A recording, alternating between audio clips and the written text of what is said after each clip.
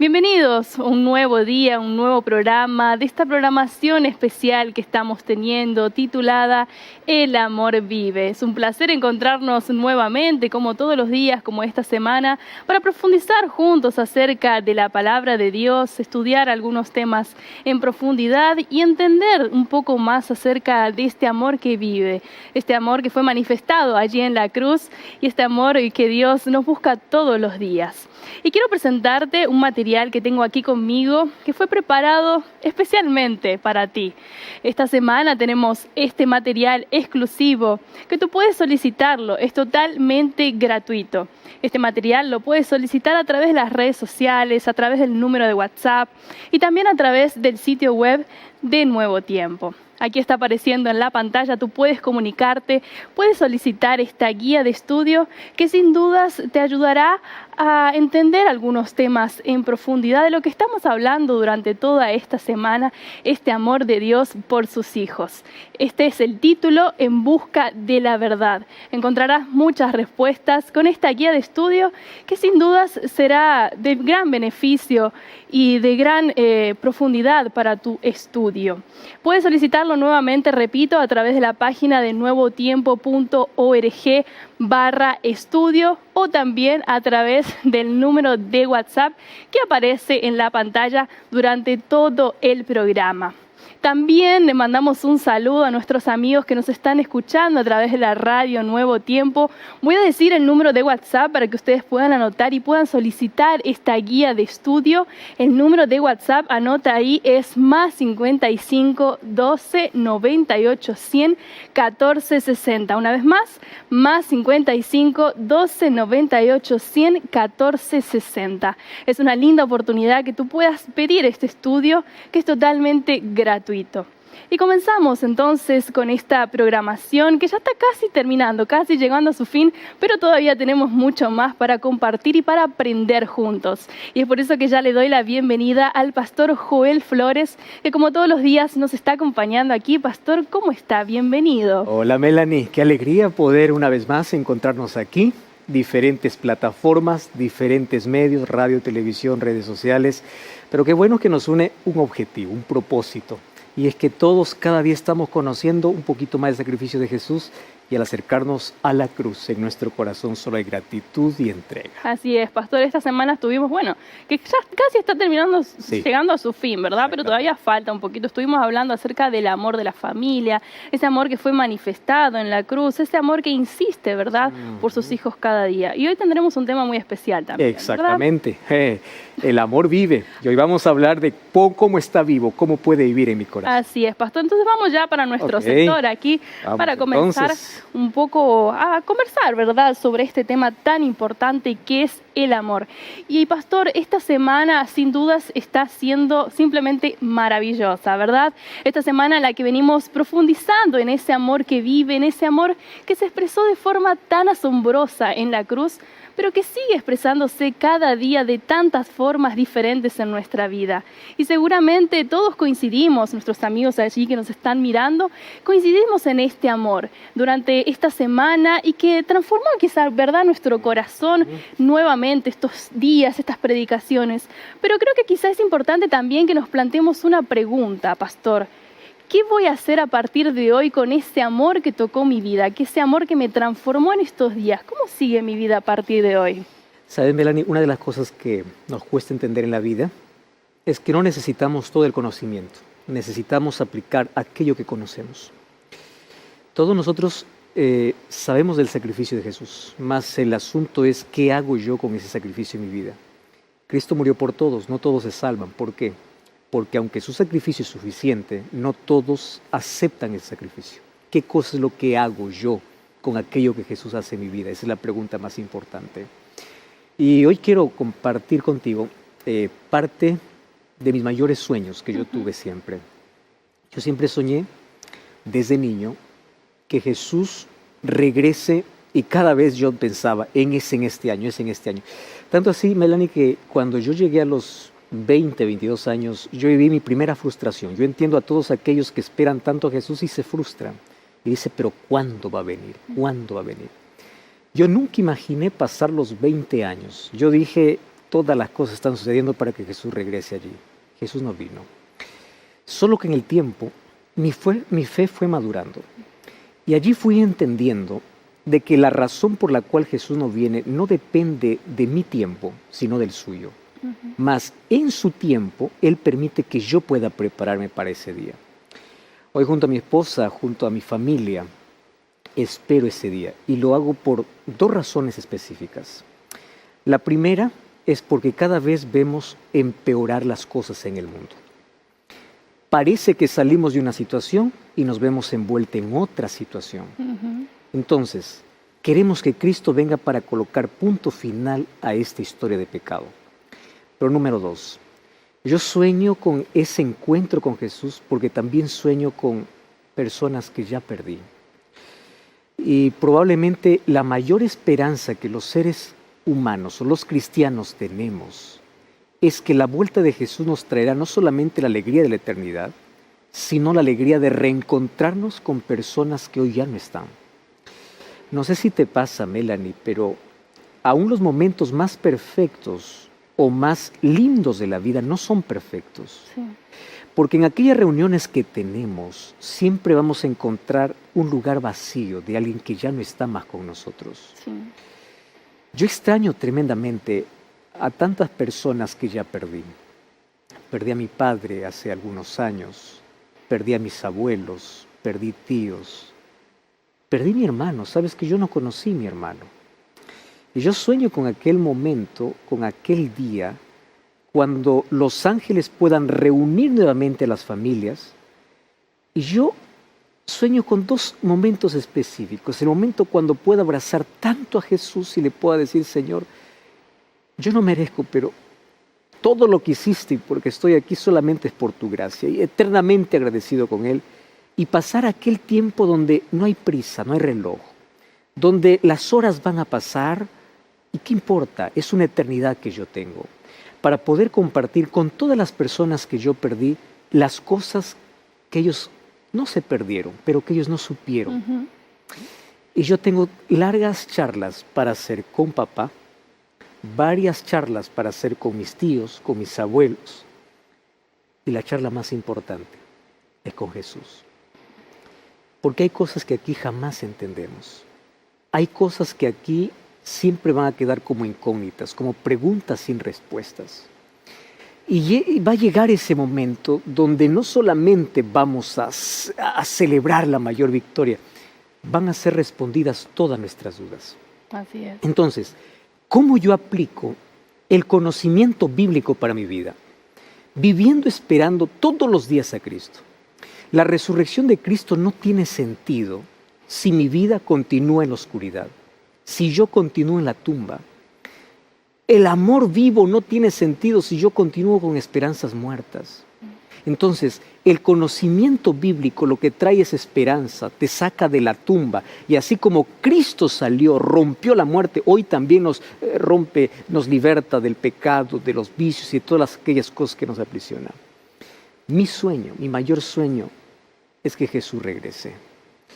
Y si tu mayor sueño no es ese, probablemente tendríamos que reestructurar algunas cosas. Porque nada de lo que este mundo puede ofrecernos podrá tener la satisfacción completa.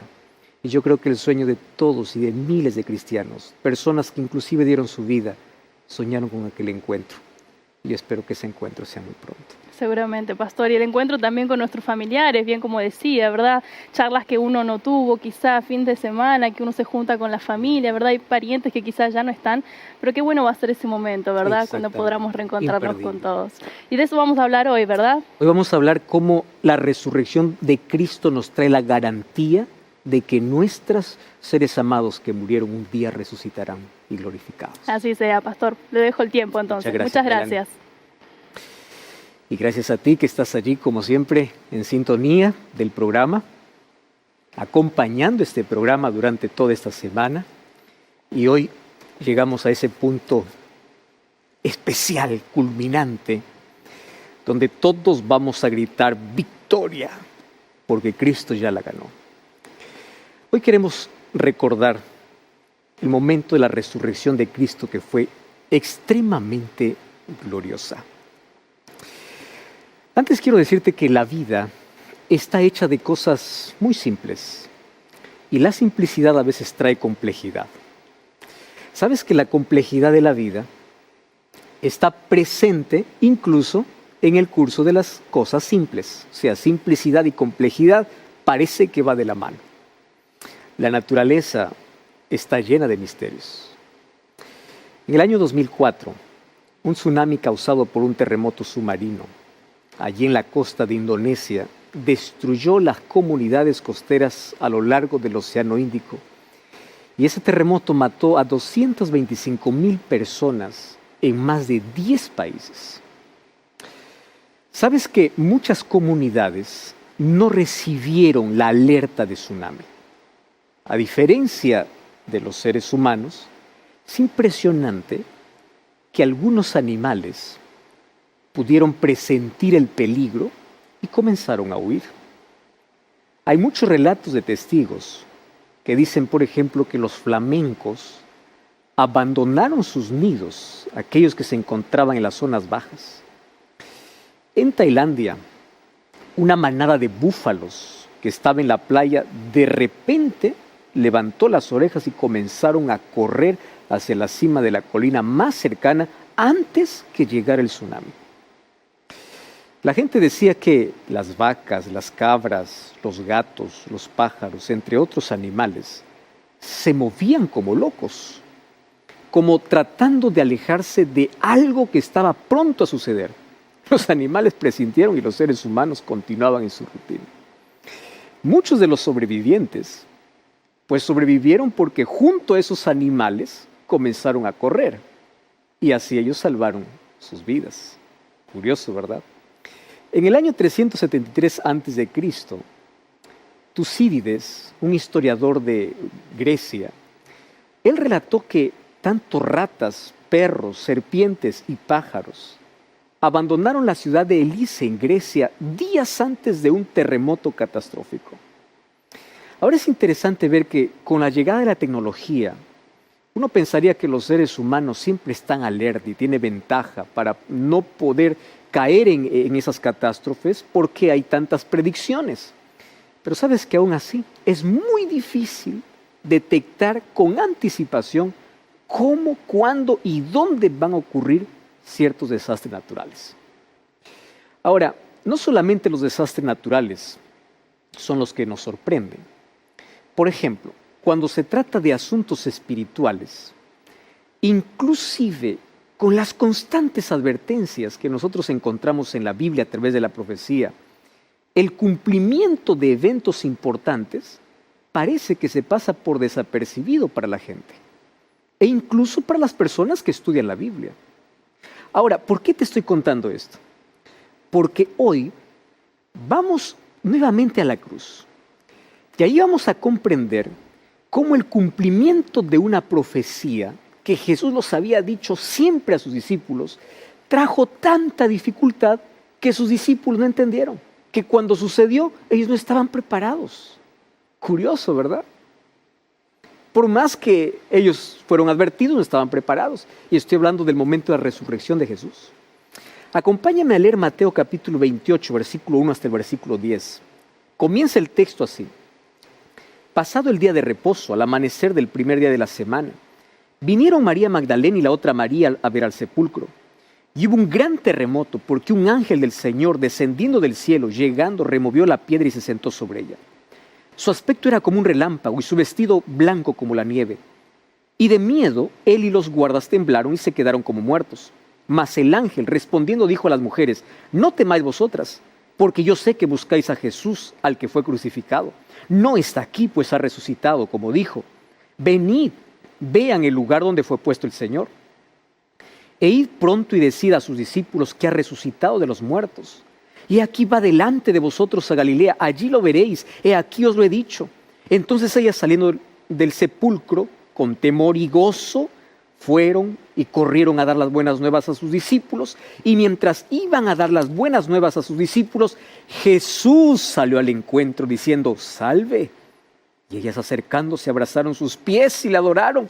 Entonces Jesús les dijo: no temáis, id y dad las nuevas a mis hermanos para que vayan a Galilea y allí me verán. ¿Sabes que la dificultad que tienen los discípulos para comprender la resurrección se puede ver en el énfasis que hace aquí el Evangelio al registrar por lo menos 5 ocasiones antes que Jesús vaya a la cruz en que Jesús anuncia su muerte y su resurrección para que no les sorprenda a los discípulos? ¿Sabes que la muerte de Cristo no fue un accidente? Tampoco su resurrección debería ser una sorpresa. Por eso es que Mateo registra que estos anuncios comenzaron desde el momento, inclusive en que los discípulos respondieron a la pregunta que Jesús les hizo: ¿quién dice la gente que soy yo? Eso está en Mateo capítulo 16, versículo 13. Y ahí es donde se levanta Pedro y le dice: tú eres el Cristo, el Hijo del Dios viviente. Allí en ese momento, Jesús comienza a explicar que su misión era morir, pero también era resucitar al tercer día. Pero los discípulos olvidaron, no le prestaron atención. Entonces, lo que Mateo está sugiriendo es una doble dificultad para los discípulos con respecto a la vida y al ministerio de Cristo. Ahora fíjate, la confesión de Pedro probablemente aconteció en los últimos meses de vida de Cristo. Fue en ese momento que los discípulos estaban completamente seguros de que Jesús era el Mesías. Para ellos no quedaba duda, por eso Pedro le dice: tú eres el Cristo, tú eres el Mesías. Solo que ellos tienen una dificultad. Lo aceptaban como Mesías, pero no entendían la misión que vino a ser el Mesías.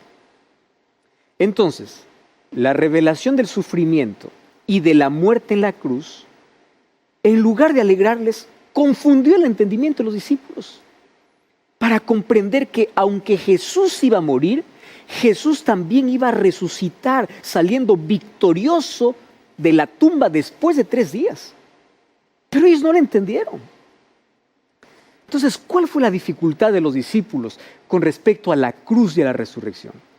La pregunta es: ¿por qué no entendieron que después de un viernes sangriento vendría un domingo glorioso? ¿Por qué tenemos los ojos cerrados y los oídos tapados a las cosas que realmente son importantes? Yo me pregunto, ¿por qué no celebraron allí la muerte teniendo la perspectiva de que la vida llegaría después de 3 días? Si Jesús ya les había dicho. Ahora, primero, nosotros no podemos ignorar la sinceridad de los discípulos. Pero sabes, la sinceridad sin conocimiento funciona como un carro sin gasolina. O sea, no te lleva a ningún lado.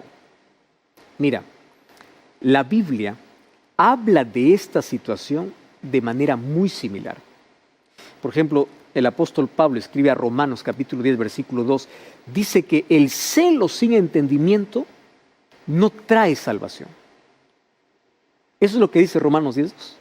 O sea, el celo sin entendimiento no trae salvación. Cuando nosotros miramos los momentos finales de la vida de Cristo, encontramos que la ignorancia trajo fragilidad a todos los discípulos. Claro, con excepción de Judas, encontramos que en la cruz todos lo abandonaron. Todos se fueron y dejaron a Jesús solo. Y no fue diferente en el momento de la resurrección. ¿Sabes qué cosa es lo que sorprende? Que el día que Jesús iba a resucitar, a pesar de que ya les había advertido, ninguno de los apóstoles fue a buscar a Cristo. Curioso, ¿verdad? Jesús les había dicho varias veces, pero ellos, llegó el tercer día y nadie fue. ¿Sabes quiénes fueron a buscarle? Las mujeres. Por eso es que aquí en el Evangelio, las grandes heroínas en el momento de la resurrección son 4 mujeres, o son las mujeres que van al sepulcro, que está registrado ahí en los 4 evangelios. O sea, mientras los discípulos están allí encerrados entre 4 paredes, 4 mujeres son mencionadas subiendo al Gólgota, descendiendo a la tumba, viendo ángeles, contemplando a Cristo y corriendo para dar la buena noticia.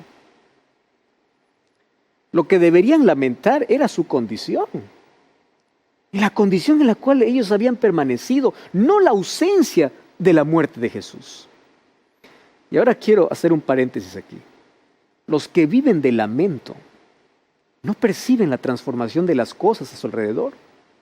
La historia de la Pascua no termina con un funeral, termina con el milagro de la vida. Entonces yo te pregunto, ¿eres de las personas que ven la vida a través del lente de la decepción, de la frustración? ¿Eres de los que se aferran al pasado y no ven las oportunidades del futuro? Por eso hoy tú necesitas sacar la tristeza, la frustración, aquella frustración que te trae la cruz, y tienes que buscar el gozo de una tumba vacía, porque aunque hubo cruz, hubo resurrección. Por eso podemos decir que el amor está vivo. Jesús no es un Dios de causas muertas, y Él quiere resucitar en ti la alegría, quiere hacerte sonreír de nuevo. ¿Sabes que la historia de la cruz está conectada directamente a la historia de la tumba a través de la historia de las mujeres? Y es interesante, porque las mujeres fueron las primeras en ver a Jesús resucitado. ¿Y por qué razón? Claro, porque ellas fueron las últimas en salir del Calvario, pero también fueron las primeras en llegar al sepulcro. Y aquí Mateo nos cuenta el testimonio impactante de ese momento de la resurrección. Mira, de un lado tenemos a los soldados, los poderosos, aquellos que eran el símbolo de la mayor autoridad humana. Y del otro lado tenemos a las mujeres, que en ese tiempo eran el símbolo del mayor desprecio humano. Así era la cultura en ese tiempo. Tanto la ley judía como la ley romana minimizaban siempre el valor de las mujeres y del testimonio que ellas podían dar. Ahora fíjate, delante de la resurrección, los más fuertes son colocados como muertos y las más débiles son presentadas como las más fuertes, porque ellas presenciaron la manifestación de la vida. Los soldados romanos, ante su incapacidad para contener a Jesús en la tumba, muy astutamente, ellos no fueron para Pilato a hablar de su fracaso. Dice el texto que ellos fueron a buscar a los líderes religiosos judíos. Sabían que ellos, como los judíos que habían conspirado contra Jesús, querían encubrir cualquier posibilidad de la resurrección de Cristo. ¿Y qué hicieron? Para guardar silencio, vendieron su testimonio por dinero. O sea, para dar muerte a Jesús, los sacerdotes apenas pagaron 30 monedas de plata a Judas. Pero para mantenerlo en la tumba, ellos gastaron, como dice Mateo 28:12, una grande suma de dinero.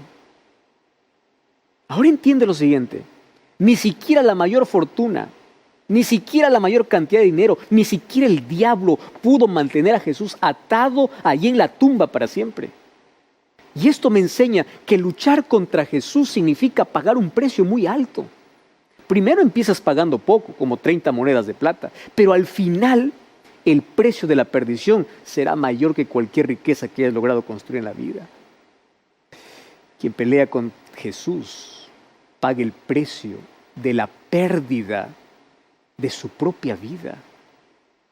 Por eso es que no luches contra Jesús, no pelees contra Jesús. Quien pelea con Él paga el precio más alto. Ahora, las mujeres, quienes eran despreciadas, fueron las encargadas de contarle a todo el mundo la mejor noticia de todas. ¿Cuál era? El amor está vivo. El amor venció al odio. La vida venció a la muerte. El amanecer venció al anochecer. La esperanza venció a la frustración, porque Jesús salió de la tumba con las marcas de la muerte como símbolo de su gran victoria sobre nuestro mayor enemigo.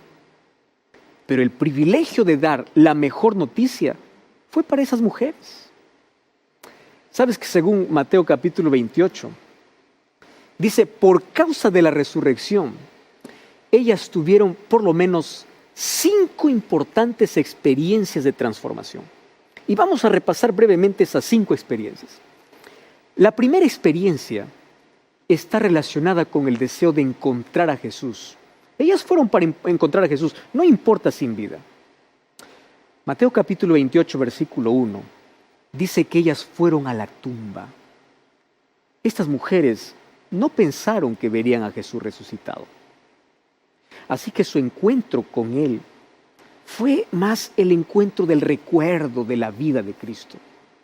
Por eso es que cuando leemos en Lucas capítulo 23, 55 y 56, dice que las mujeres que habían venido de Galilea con Jesús siguieron y fueron al sepulcro a ver el cuerpo si allí estaba. Y luego dice que se retiraron para preparar especies aromáticas y bálsamos. O sea, el deseo que ellas tenían era darle a Jesús la mínima dignidad en su muerte. Tú sabes que Jesús no tuvo ninguna gala en su funeral. A pesar de ser enterrado entre ricos, porque él fue enterrado en la tumba de José de Arimatea, las mujeres quisieron hacer lo que nadie había hecho por Jesús. Y aquí trae una lección importante para mí. Lo poco que tú estés dispuesto a hacer por Dios, siempre será recompensado. Porque nos da el privilegio de vislumbrar la gloria y el poder de Dios muy cerca de nosotros. Pequeñas preocupaciones trajeron grandes responsabilidades y privilegios para ellas. Las únicas personas preocupadas por Jesús recibieron el regalo más grande. Y es interesante porque Jesús aún no había ido al Padre. Jesús aún no había celebrado su victoria allí con las huestes angelicales. Jesús aún no había hecho su desfile universal de victoria. Y las primeras criaturas en contemplar su gloria fueron aquellas mujeres. ¿Sabes? Si estás comprometido con Jesús y su causa, lo poco que tú puedas hacer siempre te traerá las mejores experiencias espirituales. La segunda experiencia está relacionada con el temor de la gloria de Dios. Y eso lo explica Mateo capítulo 28, versículo 5. Fíjate lo siguiente. La presencia del ángel trajo sentimientos similares a ambos grupos. Para los soldados, su apariencia, la presencia del ángel, los hizo temblar de miedo.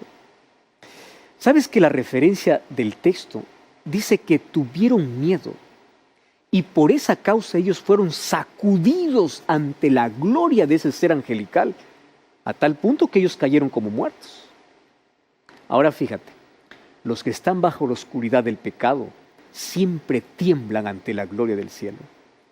Según Apocalipsis capítulo 6, versículo 16, en el momento del regreso de Jesús con poder y gloria, el mundo y los pecadores serán sacudidos y ellos correrán tratando de esconderse del rostro de Dios. Así que la reacción de las mujeres, sin embargo, fue diferente. Cuando vamos a Mateo capítulo 28, versículo 8, dice que las mujeres temieron, es verdad, al ver la gloria del ángel, pero luego ese temor se convirtió en gozo. ¡Ah, qué lindo! Porque ante la gloria de Dios, todos los pecadores tienen miedo. Los rebeldes se estremecen y caen como muertos, pero los arrepentidos también temen, pero se llenan de alegría. ¿Tú sabes cuál es la razón de esta diferencia? Observa aquí que el ángel no dirige ni una sola palabra a los soldados. Esto indica que la contemplación de la fe que se realiza en el día a día crea en nosotros una conexión con la gloria de Dios. Por eso es que el apóstol Pablo dice en 2 Corintios 3:18 que nosotros somos transformados de gloria en gloria. Y ahora quiero que sepas que no hay comunión entre la luz y la oscuridad. Dios no tiene ni una sola palabra que decir al diablo, ni a sus ángeles, ni a los rebeldes convencidos de su estado de pecado. Pero con aquellos que son sencillos, con aquellos que buscan al Señor todo el tiempo, Dios siempre envía a sus mensajeros con mensajes de amor.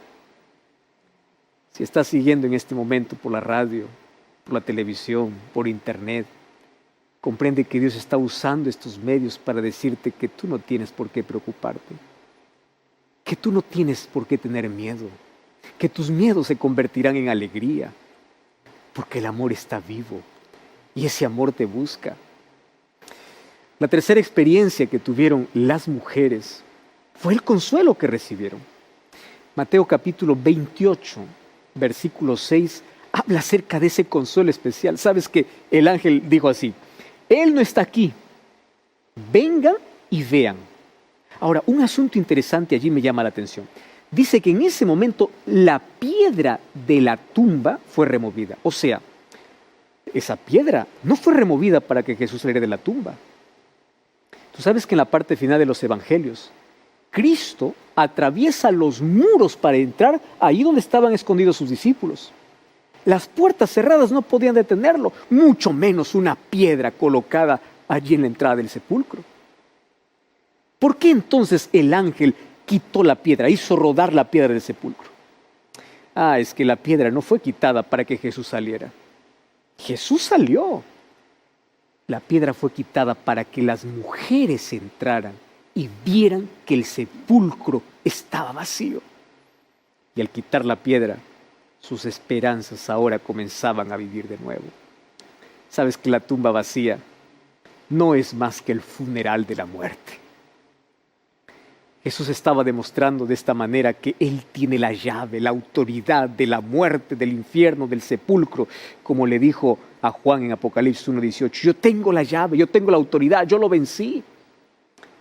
Tú que estás acompañando esta semana, probablemente estás pasando por proceso de luto. Mi mensaje es para ti. Dentro de poco Dios mismo enjugará las lágrimas de tus ojos.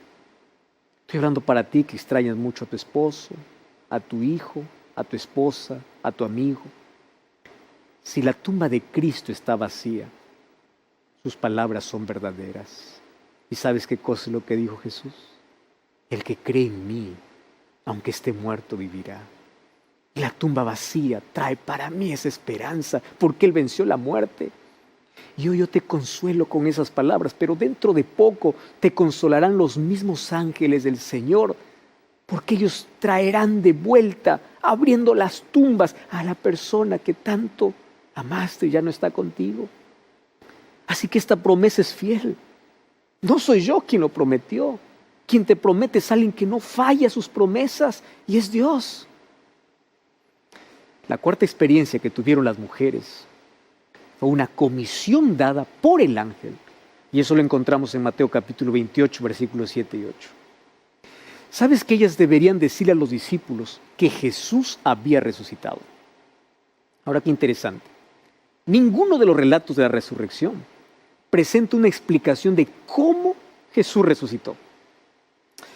Sin embargo, hay otros versículos que explican que la resurrección fue una obra conjunta de toda la divinidad. Por ejemplo, Gálatas capítulo 1, versículo 1, dice que fue el Padre quien resucitó a Jesús de entre los muertos. El libro de Romanos capítulo 8, versículo 11, dice que fue el Espíritu Santo que resucitó a Jesús de entre los muertos.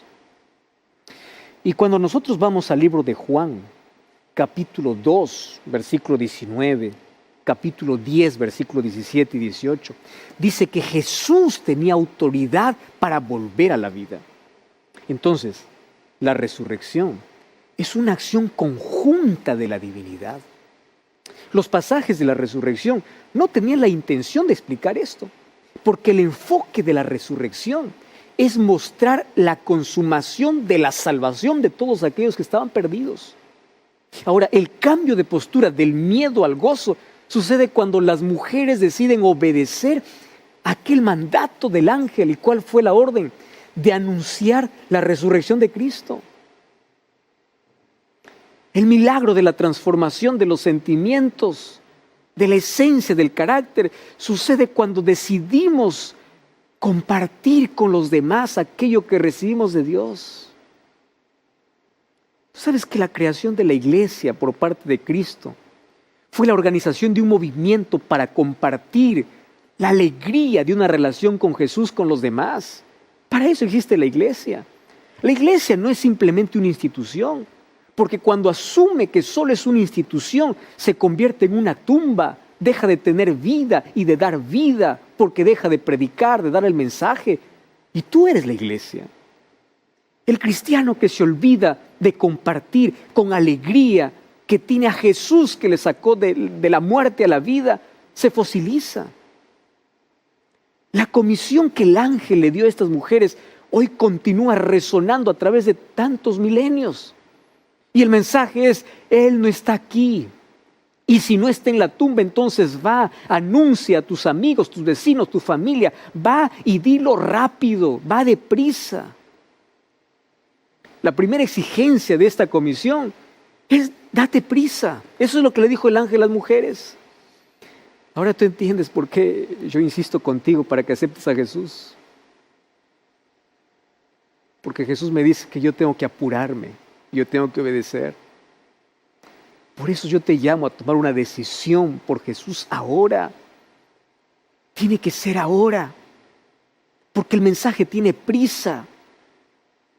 Hebreos capítulo 3, versículos 7 y 8 dice: si oyeres hoy su voz, no endurezcáis vuestros corazones. Me encanta lo que dice 2 Corintios 6, versículo 2. Allí dice que yo te oí en el momento oportuno. Yo te ayudaré en el día de la salvación. Pero ahí el texto dice, hoy es el día oportuno, hoy es el día de salvación. Cuando se trata de salvación no es mañana. Deja tus excusas, el mañana es incierto. ¿Tú estás entendiendo que necesitas ahora de Cristo? Ahora salir de tu tumba de pecado. ¿Tú necesitas ahora salir para una nueva vida? ¿O estás esperando que descienda otro ángel del cielo para decírtelo? Y la quinta y la última experiencia que vivieron las mujeres fue el encuentro con Jesús. Esto también podría ser una tercera demanda de la comisión divina. Porque es interesante que mientras ellas estaban en el camino para cumplir la misión, dice que Cristo mismo se presentó. Jesús dejó lo mejor siempre para el camino. Cuando tú obedeces, Cristo siempre aparece. Ahí obtenemos vislumbres de su gracia. Cuando somos testigos de cosas espirituales, cuando decidimos llevar la bendición a otras personas, entonces Cristo aparece de hecho en nuestra vida. Y el encuentro con Cristo tiene un lugar en la búsqueda de la salvación de los demás. Las buenas noticias que iban a compartir ahora con los discípulos era algo extraordinario. Y sabes que como mensajeros de salvación, ellos debían entregar el mensaje que contenía una extraordinaria novedad. Jesús les pide que hablen en sus nombres y le dice, anda y dile a mis hermanos. Y esta es la primera vez que Cristo llama hermanos a sus seguidores. Cristo ya los había llamado siervos porque se identificó como Señor. Ya los había llamado discípulos porque se identificó como maestro. Ya los había llamado de ovejas porque se identificó como el pastor. Ya los había llamado de amigos porque Cristo le reveló las cosas del Padre. Pero ahora Cristo los llama hermanos porque con su resurrección todos ellos formaban parte de su familia. Querido, la salvación ya no era una posibilidad, era una realidad. Aun cuando estos seguían siendo pecadores y defectuosos, ahora formaban parte de la familia divina. La hermandad era el último paso en la relación que Jesús quería desarrollar con sus discípulos. Así que esas mujeres debían advertirle que tenían una cita con sus hermanos en Galilea. Y el encuentro de Galilea debe entenderse como un llamado a un nuevo comienzo, un llamado a poder creer de nuevo. Sabes que aquí existen quienes anuncian el encuentro y quienes son invitados al encuentro. Pero el asunto es que todos necesitan ir en la misma dirección. El que anuncia el encuentro no es mejor que aquel que es invitado a ir, porque todos estamos juntos en este gran proyecto de salvación. Y es en Galilea, el lugar donde Cristo más caminó con sus discípulos. Eso quiere decir que en el contexto de la vida cotidiana, Cristo también te invita a ir a Galilea. ¿Para qué? Para comenzar a caminar con Él, para poder experimentar el amor vivo. Y hoy tú y yo estamos invitados a tener este encuentro con Jesús. Y ese encuentro tiene que comenzar ahora. ¿Sabes por qué? Porque el amor está vivo. Cristo resucitó. Yo no sé dónde estás. Te sientes amarrado. Te sientes en una tumba en la vida. Cada día que amanece y ves el sol salir, para tu vida continúa la oscuridad. y en esa oscuridad llamar